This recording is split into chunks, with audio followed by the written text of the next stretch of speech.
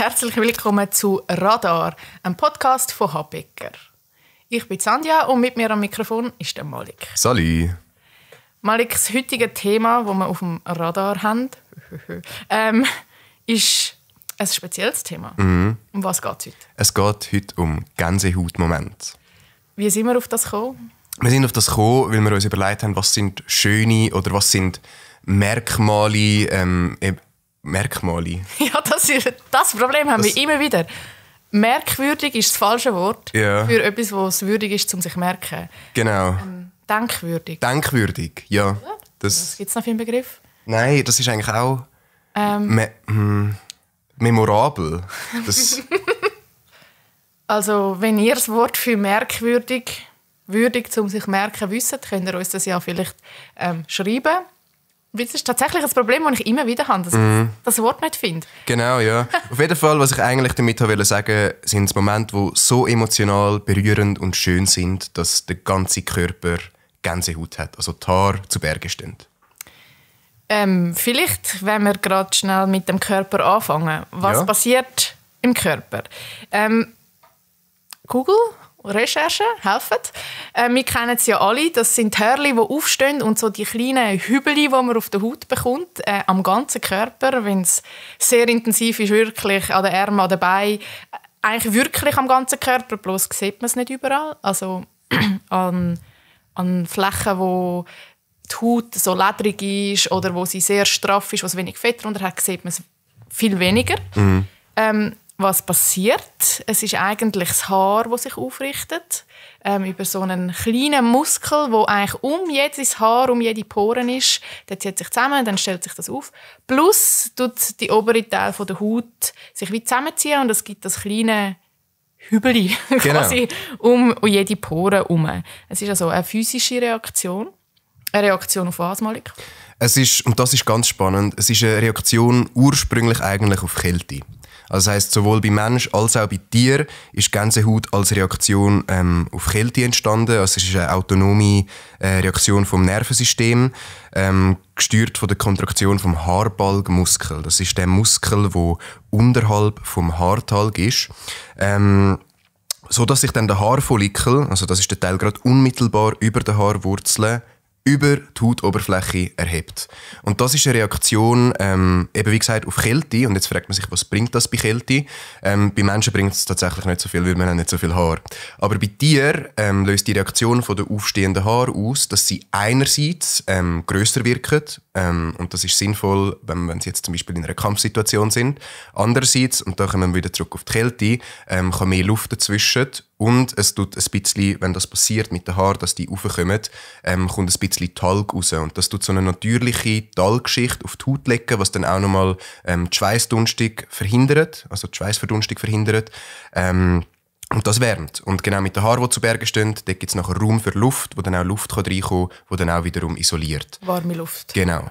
Das ist die körperliche, biologische Reaktion. Und das Spannende ist, es gibt noch eine emotionale Reaktion. Und über die wollen wir heute reden. Es ist die Reaktion, wenn man sehr berührt ist, emotional vom Erlebnis, also wie zum Beispiel ein unglaublich gutes Musikstück, eine jubelnde Menschenmenge oder ein Moment, wo energetisch einfach sehr aufgeladen ist. Und das Spannende ist, das ist wissenschaftlich bis heute noch nicht richtig erforscht. Genau, noch nicht richtig erklärt. Das ist noch spannend. Es gibt ja da zwischen der Kälte und der positiven Erregung, die du jetzt da quasi erwähnt hast, gibt es ja auch noch so ein Zwischending, wo es um Angst und Ekel geht, also so ganz fundamentale Gefühle, die auch tatsächlich ja eine Funktion haben, um uns zu beschützen vor Ekel, vor Vergiftungen oder Angst vor gefährlichen Situationen. Und du hast das vorher schon erwähnt, dass mit dem vom Tier her, quasi, wenn sich die Haare aufstellt, wirkt man grösser. Es ist tatsächlich spannend, dass das Gänsehaut-Thema nur in Bezug auf die Kälte wirklich erforscht ist oder dass man genau weiss, warum das passiert. Und schon bei Angst und Ekel weiss man eigentlich nicht mehr so genau, warum das wirklich passiert. Ja. Und nachher bei der Erregung, also beim Freudigen, dort weiss man schon gar nicht mehr, warum es passiert. Genau. Und was spannend ist, ist, dass es aber so in der Forschung um das Thema, also es gibt relativ wenig Forschung, es gibt ein bisschen etwas, Und dort fällt in so einen Bereich hinein, wo es mit ähnlichen Phänomenen erforscht wird. Und dort ist zum Beispiel auch das Kältegefühl, wo mit der Gänsehaut oft einhergeht, aber es kann auch einzeln auftreten, dass es einem wie so schudert. Es geht aber auch mit dem Kloß im Hals, wo man wie so das Gefühl hat, man kann nicht mehr schlucken. Also gerade in so traurig berührenden Momenten. Das ist auch so ein körperliches Phänomen, wo man irgendwie gar nicht so genau weiss, wieso. Und was auch spannend ist, das Thema Freudentränen oder Tränen der Rührung ist auch so ein physikalisches Phänomen, wo auch nicht so ganz klar ist, warum das der Körper macht und wir können es ja eigentlich gar nicht kontrollieren. Genau, ja. Der interessante Fun Fact zu den Freudentränen, dass wir haben immer das Gefühl, die kommen im höchsten emotionalen Moment, aber eigentlich sind die Freudentränen eine Entspannungsreaktion. Das heisst, wenn du über den Höhepunkt von der freudigen Erregung drüber bist, dann in der Entspannung kommen die Tränen. Und es sind ja dann oft auch, man kennt es vielleicht eher so von Sportlern zum Beispiel, wo wenn sie im Ziel ankommen und der Druck abfällt, also die Erleichterungstränen. Und Freudentränen sind eigentlich genau gleich. Also die kommen meistens dann im Moment von der Entspannung. Interessant, das habe ich nicht gewusst. Und Gänsehaut, das weiss man, ist ein Moment, eine Reaktion, die kommt vor dem Peak oder auf dem Peak. Also theoretisch hast du zuerst Gänsehaut und dann fährst du an brüllen. Wenn man dann muss brüllen. Wenn man dann muss brüllen, genau. Also ich habe tatsächlich noch nie brüllen nach der Gänsehaut. Ich empfinde es immer als sehr, sehr positives und irgendwie erwärmendes Erlebnis. Ja, obwohl, lustig, dass du erwärmend sagst, obwohl es eigentlich eher mit Kälte, mit dem Schudern. Aber ja, ich weiss, so innerlich erwärmend. Vielleicht können wir noch kurz auf den Begriff eingehen, Gänsehaut. Ist noch spannend. Sprachlich findet man den Bezug zu der Gans in ganz vielen Sprachen. Also zum Beispiel auch im Englischen, dort heisst es ja Goosebumps, oder im Italienischen, oder im Russischen, im Ungarischen, im Dänischen. Und wir kennen es ja auch aus dem Deutschen, es gibt auch den Begriff Hühnerhaut, was eigentlich das Gleiche ist, einfach mit dem Huhn halt, die Referenz. Und auch das gibt es in ganz vielen Sprachen, also im Französischen, im Spanischen, im Niederländischen oder im Rumänischen. Dort ist der Begriff aufs Huhn bezogen. Ja, nice to know. Jetzt wissen wir halt mehr. Das bringt uns dann zu dem wirklichen Thema. Sandhya, was war einer von deinen eindrücklichsten Gänsehautmomenten, die du bis jetzt bei Events erlebt hast? Da muss ich wirklich eigentlich auf private Events, die ich privat besucht habe, gehen. Also für mich ist so Cirque du Soleil, Zirkus immer ein wahnsinnig Gänsehautmoment. Ich finde, dort ist so die runde Inszenierung von Licht, Musik, Artistik berührt mich wahnsinnig. Und für mich sind es dann immer so unglaubliche Momente von Nervenkitzel, wo irgendwie die Akrobaten haarsträubende Sachen machen und durch die Luft fliegen und sich dann gerade noch so an den Händen packen, um sich wieder auffangen. Und du denkst so, oh mein Gott. Und ich muss mir schon daran denken, ich kriege gerade Gänsehaut. Also für mich ist das so, das berührt mich wahnsinnig. Vielleicht jetzt aufs Berufliche gleich noch mal schnell. Wahnsinnig egoistisch. Ich kriege Gänsehaut, wenn ich merke, dass die Show gut läuft. Also ich weiss noch, am Anfang, als ich zu Habecker gekommen bin, habe ich ja mein Praktikum da gemacht, auch eher im Bereich der Eventregie, bevor ich dann mehr ins Konzeptionelle gegangen bin. Und da habe ich ein paar Events dann quasi auch aus der Regie heraus begleiten. Und mir hat es immer Gänsehaut gegeben, wenn ich merke, es läuft rund. So. Spannend. Dort ist es aber auch lustigerweise, hat sicher mit meiner Anspannung zu tun gehabt. Also ich war wahnsinnig nervös gewesen. Und so der Moment, bevor es losgeht, so die paar Sekunden, wo man so die Anspannung hat und wenn es dann läuft und irgendwie schön läuft und die Leute klatschen beim ersten Übergang oder weiss nicht, beim ersten inhaltlichen Höhepunkt, dann habe ich auch ein bisschen Gänsehaut bekommen. Aber ich glaube, dort ist es mehr so meine emotionale Erregung. Vermutlich nicht unbedingt, weil die Show so grandios war, sondern so aus meiner Wahrnehmung heraus. Spannend. Bei dir? Spannend. Bei mir ist es etwas beruflich tatsächlich, was passiert ist. Und zwar ist es ziemlich genau 3 Jahre her, ein bisschen mehr sogar schon. Und zwar geht es um die Youth Olympic Games im Januar 2020, spezifisch um die Eröffnungszeremonie. Die hat damals in der Vaudoise Arena in Lausanne stattgefunden. Und ich durfte das begleiten und habe mich mit dem Content beschäftigt.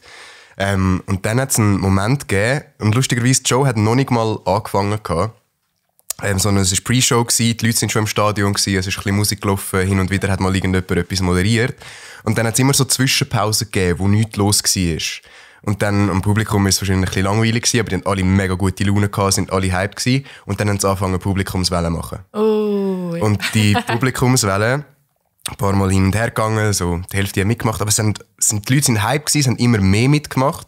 Und dann irgendwann hat es den Moment gegeben, wo einfach von zuunterst unten bis zu oberst oben jeder mitgemacht hat bei dieser Publikumswelle. Und es ist eine gigantische Publikumswelle durchs Stadion gegangen. Und wo die dann rundum ist und hinter mir durch, der Moment, wo sie an mir vorbei ist, es ist so aufgeladen gewesen. Und ich habe über den ganzen Körper Gänsehaut gehabt, wirklich überall. Und ich habe auch Gänsehaut, wenn du es mir schon erzählst. Krass.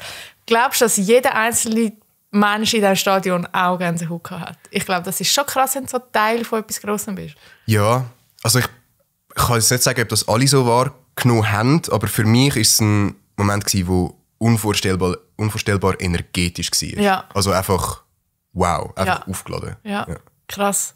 Da bist du so voll im Moment. Ich glaube, alle, die am Handy waren, die haben richtig geschissen. Ja. Nein, das ist so, Gänsehaut bekommst, wenn du so voll präsent bist irgendwie. Und das ist so, wow, krass. Ja, das verstehe ich, dass das ein Highlight war. Mhm. Und dann ein Erlebnis, wo ich auch ein bisschen anders, wo ich auch einen enorm starken Gänsehauteffekt hatte, war ein Konzert. Und dort, es ist eigentlich ein ganz normales Konzert gewesen, aber es hat dort eine Passage gegeben, wo eine wunderschöne Stimme so eine perfekte Note getroffen hat, dass es mir durch den ganzen Körper gestreckt ist. Und das ist wirklich, es hat sich anders angefühlt als der Stadionmoment mit den Wellen. Ich habe das Gefühl, es war vielleicht mehr durch die Tonfrequenz ausgelöst gewesen, als durch die Energie. Aber trotzdem, es hat wirklich durch den ganzen Körper geströmt und es war sehr, sehr eindrücklich ebenfalls gewesen. Das ist spannend. Also das mit der Musik ist ja eine spannende Sache. Also da gibt es auch Forschungen von der Uni Bourgogne in Frankreich. Die haben zum Beispiel herausgefunden, dass wenn akustische Reize im Hirn quasi ankommen und sie werden so emotional gedeutet, dann kommen eigentlich die Bereiche im Hirn zum Tragen oder werden aktiv, wo das episodische Gedächtnis gespeichert ist. Und das ist eigentlich immer dort, wo es Erinnerungen und Emotionen abruft. Das heisst, irgendwo in deinem Unterbewusstsein wird da quasi etwas verknüpft, wo mit dir ganz nahe ist, wo mit deinen Erinnerungen zu tun hat. Es kann sein, dass du gar nicht aktiv an einen spezifischen Moment musst denken, aber es wird quasi dort kommt eine erhöhte Aktivität. Darum kann es auch sein, dass man plötzlich Assoziationen hat mit Tönen, dass es einem an etwas erinnert und dass es so das auch die Wärme auslöst, wo man irgendwie sich dann heimisch und wohl fühlt, weil es einem vielleicht irgendwo, keine Ahnung, an die Mutter, die singt oder an was auch immer, einen speziellen Moment irgendwie erinnert. Spannend. Also das heisst, eigentlich hat der wunderschöne Stimmklang bei mir eigentlich nichts anderes gemacht als eine Erinnerung. Ja, eine tief gespeicherte Erinnerung oder Emotion. Genau. Und was auch spannend ist, dass es gibt Menschen, die besonders oft bei Musik und bei Tönen Gänsehautmomente bekommen. Und da weiss man, dass die Personen, die Areal, wo es quasi das Hörzentrum im Hirn und die Emotionsverarbeitung im Hirn, dass die dort besonders ausgeprägte neuronale Verbindungen haben. Also das sind die Menschen, die dann immer, wenn eine schöne Musik kommt, kriegen sie gerade Gänsehaut. Genau. Spannend. Aber man weiss trotzdem noch nicht, warum das genau passiert? Nein, man weiss nicht, warum es dann durch den ganzen Körper geht und überall die Haarfollikel, also die Muskeln aktiviert. Das ist nicht so klar. Also man weiss so Bits and Pieces, aber irgendwie man hat kein komplettes Bild und kann sagen, das passiert aus dem und dem Grund. Ja. Genau. Leider, vielleicht findet man es noch raus. Ja, wobei ich mir vorstellen kann, dass nicht mega viele Forschungsgelder darauf verwendet werden, dass man Gänsehaut erforscht. Das ist so. Also mich würde es mega interessieren. Ich würde da doch den einen oder anderen Batzen in eine Forschung hineingeben. Ich finde es ein mega spannendes Thema. Ja, ich auch. Wie das zustande kommt, oder? Vielleicht, wenn wir darüber reden, wie das zustande kommt, können wir gerade mal das in Eventbezug nehmen. Es gibt ja nicht bei jedem Event, das wir erleben, Gänsehautmomente. Leider nicht. Ja, leider nicht. Oder zum Glück nicht. Zum Glück nicht. Ich finde, man kann sagen, dass Gänsehautmomente auf ihre Art und Weise doch einzigartig sein. Es gibt unglaublich viele Komponenten, die zusammenkommen. Und ich glaube, nur schon durch die Komplexität, bis es zu einem Gänsehautmoment kommt, also dass einfach alles muss stimmen und richtig sein und der richtige Moment zum richtigen Ort, in der richtigen Zeit, das ist unglaublich schwierig zu erreichen und ich glaube, durch die Rarität macht es den Gänsehautmoment erst wirklich, wirklich gut. Ja, das stimmt. Und ich glaube auch, an vielen Orten, bei vielen Events passt ein Gänsehautmoment auch nicht unbedingt rein. Also gerade jetzt bei einer Generalversammlung. Ich kann mir jetzt nicht unbedingt einen Kontext vorstellen, wo dort ein Gänsehautmoment sinnvoll wäre. Und ich glaube, es wäre... Unheimlich gute Jahreszahl hast. Ja. So gut, dass du gerade Gänsehaut hast. Dass du gerade reich bist. Dass du gerade weisst, der Boni wird so super. Ja. Oh nein, keine Ahnung. Nein, ich glaube, dort ist es wie nicht notwendig. Ich glaube, dort braucht es das nicht. Und ich glaube, auf der anderen Seite auch, es wäre unvorstellbar schwierig, in so einer Konstellation einen Gänsehautmoment zu erzeugen. Mhm. Ich glaube, was natürlich spannend ist, wir können sicher nachher darüber reden, was man alles machen kann, um so etwas zu erzeugen, wenn es Sinn macht. Aber auch wenn wir alle Register gezogen haben, ist es ja eine wahnsinnige... Es kommt so auf die Empfänglichkeit von jedem Einzelnen drauf an. Und vielleicht hast du im Moment gerade, bist noch nebenbei am Handy, vielleicht bist du abgelenkt, vielleicht erwartest du, dass irgendwie die Kita anruft und sagt, du musst das Kind abholen kommen. Also vielleicht bist du einfach woanders und dann bist du vielleicht gar nicht so empfänglich. Und alle Register sind gezogen und du kriegst trotzdem keine Gänsehaut. Also ich glaube, da gibt es ganz viele Faktoren, aber ja. Das ist so. Die Menschen sind auch verschieden, oder? Und das ist auch... Das wissen wir in unserer Branche. Ein Moment kann noch so schön sein und es wird immer eine Person geben, die dann das blöd gefunden hat, weil die Person gerade noch jemand anders war. Sauer ist. Oder gerade einfach einen zu grossen Ballast hat und das nicht so hat können wahrnehmen und geniessen, wie es die anderen Personen haben können wahrnehmen. Ja, das ist so. Und ich denke auch, also ich denke jetzt nur zum Beispiel an Cirque du Soleil.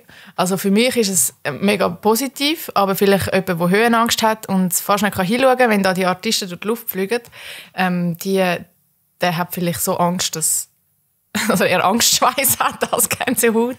Also ja. Ja, oder Panik. Oder Panik. Das wird vielleicht einfach nicht in den Zirkus gehen. Aber ja. Ja, aber da muss man sich wirklich bewusst sein, dass man sich noch so fest Mühe geben kann, um so einen Moment zu kreieren. Es wird immer Leute geben, die gerade nicht empfänglich sind für das. Wie kann man denn so einen Moment kreieren? Ja, also oder was muss alles stimmen? Genau, also wie schon gesagt, es sind viele Komponenten, die stimmen müssen. Ich würde es grundsätzlich mal beschreiben als, es muss ein guter Moment sein. Das heisst, ein Gänsehautmoment. Das ist mega aussagekräftig. Ja, nein, ich mag es gerne erklären. Am Anfang eines Events wirst du das wahrscheinlich nicht herkriegen. Also das mit der Publikumswelle ist jetzt vielleicht eine Ausnahme, aber wenn du das gesteuert willst versuchen machen, wirst du das gerade am Anfang des Events wahrscheinlich nicht hinkriegen. Das heisst, es braucht, also für die Leute, die müssen irgendwie in den Vibe hineinkommen, vom Event, vom Thema, von der Emotion. Das heisst, wenn es jetzt zum Beispiel eine Awardshow ist, oder? Und bei dieser Awardshow bekommt eine Person, die ihr das ganze Leben lang etwas geschafft hat und eigentlich ein Lebenswerk gemacht hat, bekommt dann einen Lifetime Achievement Award. Und dann gibt es ein mega emotionales Video, wo die ganze Geschichte erzählt wird. Und dann am Schluss bekommt die Person den Preis, kommt auf die Bühne und fängt an zu brüllen, weil es ihr so viel bedeutet. Und das ist ein Moment, wo zum Beispiel Gänsehaut kann entstehen, weil man einfach so berührt ist. Und so einen Moment kannst du einerseits nicht am Anfang bringen und andererseits musst du eben die Leute darauf einstimmen. Also du musst die Geschichte erzählen, du musst das Storytelling machen, du musst die Leute darauf einstimmen, dass sie verstehen, warum das so ein bedeutender Moment ist. Das ist so, ich sage jetzt mal, der inhaltliche Weg. Das heisst, man muss wirklich zu dem anführen, Storytelling, eine Geschichte erzählen, die Leute emotional berühren. Und dort ist einem Storytelling sicher wichtig, also dort kann man so richtig in die Emotionen einsteigen. Also dort muss man vielleicht nicht unbedingt erzählen, keine Ahnung, Jahreszahlen schmeißen, wenn die Person was gemacht hat, sondern halt so richtig so das aus der Garage raus und irgendwie der Weg und der harte Weg und wie man gestolpert ist und trotzdem aufgestanden und wie die Frau einem unterstützt oder der Mann einem unterstützt und was auch immer. Irgendwie, es ist so das Emotionale, wo man, also da kann man eigentlich mit Emotionen, mehr ist mehr, oder? In dem Fall eigentlich. Absolut. Weil die Leute müssen mitfühlen, um dann den Moment auch so wahrzunehmen, dass sie dann Gänsehaut bekommen und dass sie sich verbunden fühlen mit dem, was passiert. Ja, ich glaube, die Verbundenheit ist der essentielle Teil, dass du wirklich irgendwie das Gefühl in dem Moment ein bisschen zu deinem Gefühl kannst machen und dich so voll reingibst. Genau. Und ein anderer Aspekt, haben wir vorher auch schon angesprochen, ist zum Beispiel Gesang. Also, oder Musik generell. Töne, gewisse Frequenzen, die wir ja, wie schon gesagt haben, bei uns können das Gefühl auslösen. Du hast mir vorher gesagt, das basiert auf Erinnerungen, das macht mega Sinn. Und dort ist es aber auch mega wieder auf den Moment und auf die Stimmung abhängig. Also du kannst wie, wenn jetzt die Leute mega aufgeregt sind und es hat vielleicht 10 Minuten vorher gerade noch irgendwie einen Unfall gegeben oder so, dann wird es dort auch wieder mega schwierig, mit so einem Moment oder mit so einem Ton so einen Moment zu kreieren. Das heisst, es muss in allen Fällen, in allen Beispielen, muss die Atmosphäre stimmen. Die Leute müssen eine gewisse emotionale Ruhe haben oder Sicherheit, also sie dürfen nicht aufgeregt sein in dem Sinn, also aufgeregt im Sinne von, dass sie sich bedroht fühlen, oder wie du vorher gesagt hast, dass irgendwie das Kind in der Kita ist krank und man müsste es abholen oder so. So Sachen dürfen nicht passieren, weil sonst kommt es nicht zu so einem Moment. Das heisst, Ort muss stimmen, Emotion muss stimmen, die Story muss stimmen, das Gefühl der Leute muss stimmen, im Sinne von, sie fühlen sich nicht bedroht. Und das ist dann die Grundlage, wie ein Gänsehautmoment entstehen kann. Eben Musik wäre das. Und dann gibt es halt eben noch den Moment von, ich sage jetzt mal, grossen energetischen Moment. Also grosse Publikums oder Publikas, die miteinander etwas machen, applaudieren, klatschen, jubeln, johlen und dass durch diese energetisch aufgeladenen Momente dann auch Gänsehaut entstehen kann. Also die Verbundenheit mit allen zusammen, irgendwie ein Teil von etwas Grossem zu sein. Genau. Gibt Gänsehaut. Kann Gänsehaut. Kann Gänsehaut geben, wenn die Grundlagen stimmen. Nochmal so zu der Musik. Also, kommt mir jetzt gerade nochmal in den Sinn. Also das eine sind ja die Töne, es gibt ja einfach Melodien, die sind so fast ein Garant dafür, dass man Gänsehaut bekommt. Auch vielleicht, wenn der Kontext jetzt nicht unbedingt gerade der perfekte ist, aber es gibt viele Lieder, wo so orchestrale Sachen, wo wahnsinnig Gänsehaut geben. Und spannend ist dort halt auch das Arbeiten mit einem Bass. Also so, wenn die Musik wirklich eine Vibration auch erzeugt, kann das tatsächlich auch über die Haut, man spürt sie dann so richtig in seinem Körper, auch das kann Gänsehaut auslösen. Also man hat da so ein bisschen verschiedene Möglichkeiten, um von verschiedenen Seiten die Musik einzusetzen. Absolut. Eben, man muss sich bewusst sein, dass wenn man so einen Moment versucht, bewusst zu erzeugen, dass einfach all die Sachen stimmen müssen. Und selbst wenn du einen wunderschönen Bass hast, müssen die Leute bekömmlich sein, parat sein. Was auch tatsächlich sicher das Physikalische im Raum ist auch ein wichtiger Aspekt. Also wenn es im Raum eher kühl ist, funktioniert es natürlich auch schon rein von der Temperatur her besser, dass die Leute Gänsehaut bekommen, als wenn es mega heiß und mega stickig ist und alle schwitzen und irgendwie gar niemand, weiss nicht, einen kalten Schauer verspüren kann. Also können schon, aber tendenziell einfach es länger dauert, bis man empfänglich ist für das. Genau, also macht es schwieriger. Kann man ganz einfach so sagen, es macht es viel schwieriger, um dann in diese Empfänglichkeit reinzukommen. Genau. Wissen wir auch etwas zum Thema Licht? Kann man auch mit dem Licht irgendetwas machen? Das ist eine spannende Frage. Ich glaube, Licht ist einer von diesen Parts, wo so in die Gesamtstimmung hineinzählt. Das heisst, wenn ich jetzt bei einem Event bin und ich werde mega krass von einer Lampe geblendet, werde ich wahrscheinlich auch keine Gänsehaut bekommen. Aber wenn das Licht zu dieser wunderschönen Symbiose beiträgt, zu dieser Gesamtstimmung, alles ist perfekt und in dem Moment, wo der Refrain kommt, wo gesungen wird, ist das Licht in einer wunderschönen Symbiose zu der Melodie. Das sind dann die Momente, wo es auch wieder, wie kann man sagen, fördernd ist, verstärkend ist. Ich glaube jetzt aber nicht, dass man unbedingt nur mit Licht kann Gänsehaut auslösen kann. Oder zumindest wüsste ich nicht davon. Vielleicht ein schöner Sonnenuntergang. Aber das wäre ja dann nicht gestörtes Licht, sondern das wäre die Natur. Ja, aber ich gehe mit dir einig. Ich glaube, es ist eine wirkungsvolle Methode, um die Gesamtstimmung anzupassen. Ja. Wobei ich finde es eigentlich noch spannend, dass du das mit dieser blendenden Lampe gerade so sagst, weil es gibt ja auch immer wieder Anlässe, wo man zum Beispiel mit der Lampe so über das Publikum geht. Und ich bin mal im Hallenstadion an einem Konzert gewesen, wo es dann auch so mit so Skiwerfern so durch das Publikum sind. Jetzt nicht zum jemanden aussuchen, das ist das andere, wenn du das Gefühl hast, man geht auf die Bühne kommen. Aber ich habe das hier in diesem Moment irgendwie noch spannend gefunden, weil plötzlich die Leute so in Kegel geworfen werden und du siehst wie, also man kennt ja die Leute so im Halbdunkeln von so einem Konzert, man kennt die Leute ja schon, aber nicht so klar. Und wenn sie plötzlich im Licht sind und plötzlich du auch, habe ich das irgendwie so noch ich habe das irgendwie gleich auch noch so, emotional ist das falsche Wort, aber so, es hat irgendetwas mit mir gemacht. Ich habe jetzt vielleicht nicht gerade Gänsehaut bekommen, aber es hat mich irgendwie schon, ich habe es sehr aktiv wahrgenommen und ich bin sehr wachsam auf das Licht. Und Ja, also ich glaube, Licht berührt schon. Definitiv. Also Definitiv. berührt sehr fest auch. Mhm. Ich habe damit mehr gemeint, ich nehme an, also das hat sehr stark mit der Wahrnehmung zu tun, oder? Ich nehme an, du hast dich in dem Moment auch nicht unbedingt stark geblendet gefühlt. Nein. Unangenehm und, Nein. Genau. Es ist auch mehr so von oben gekommen, also es hat mich nicht irgendwie geblendet, es ist mehr so, es hat plötzlich halt für Helligkeit gesorgt an Orten und wenn du da plötzlich betroffen bist, weil der Kegel über dich gekommen ist, dann hat dich das irgendwie gerade so aufgeweckt, irgendwie also so. Genau. Ja, das kann ich sehr gut nachvollziehen. Wie vom Suchskiwerfer getroffen, ja. Aber positiv, nicht Angst.